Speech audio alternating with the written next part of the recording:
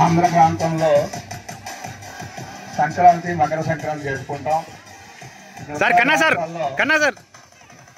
వైశాఖి అని గుడి అని పేరుతో పిలుచుకుంటారు.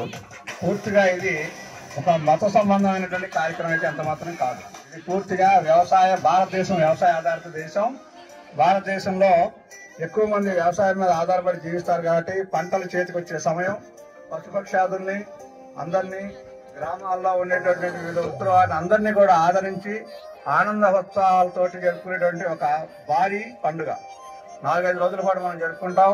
మొదటి రోజు భోగి, పెద్ద పండుగ అంటాం సంక్రాంతి, తర్వాత రోజు కనుమ, ముక్కనుమ, ఇలా 4 రోజుల పాటు ఉత్సాహంగా నిర్వహించుకునే ఒక భారీ కార్యక్రమం. ఆంధ్ర ప్రాంతంలో, తమిళనాడులో పొంగల్ అంటాం, కర్ణాటక, మధ్య మహారాష్ట్రలో, మొత్తం యావత్ భారతదేశంలో అనేక రకాల పేర్లతోటి కార్యక్రమాన్ని నిర్వహించుకుంటాం. దీనిలో ప్రత్యేకంగా ఇళ్ల ముందు రంగవల్లులు అంటే ముగ్గులు వేసుకోవటం, తర్వాత పిండి వంటలు, అనేక రకాల అలాగే వివిధ కళాకారులు ఉత్సవాన్ని ప్రోత్సహించడం, ఎట్లా ఆ పశువుల మీద ఆధారపడినటువంటి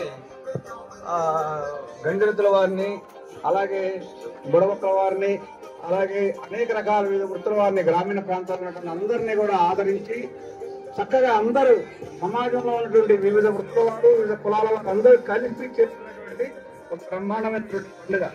ఈ పండుగ సమయంలో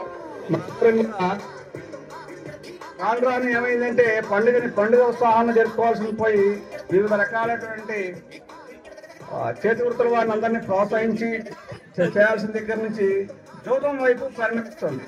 దీన్ని ఎంత మాత్రం ప్రోత్సహించకూడదు. కోడి పందాలని పెడుతున్నారు. కోడి పందాలు పూర్వం నుంచి ఉన్నవే, కానీ వాళ్ళ జూదం పేరుతో కోడి పందాలు నిర్వహిస్తున్నారు. అలాగే ఎడ్ల పందాలు, పొట్టేలు పందాలు, ఇలా అనేక రకాలైనటువంటి పందాలు. తమిళనాడులో జల్లికట్టు అంటారు, ఆంధ్ర ప్రాంతంలో మా చిన్నప్పటి నుంచి మేము చూస్తాం ఎడ్ల పందాలు. అలా వివిధ రకాల పోటీలు గ్రామాల్లో నిర్వహించుకుంటూ ఆనందోత్సవాలు చేస్తున్నటువంటి పండుగని మొట్టమొదటిసారిగా ఆశ్రమం కళాశాల ప్రాంగణంలో మనందరం కూడా చక్కగా జరుపుకోవడం అందరికీ కూడా సంతోషదాయకమైన విషయం. ఈ విషయంలో మనందరికీ కూడా భగవంతుడు సంపూర్ణ సహాయ సహకారాలు అందించి మరింత ప్రోత్సహించవలసిందిగా కోరుతున్నాం. జై హింద్, భారత్ మాతకి జై.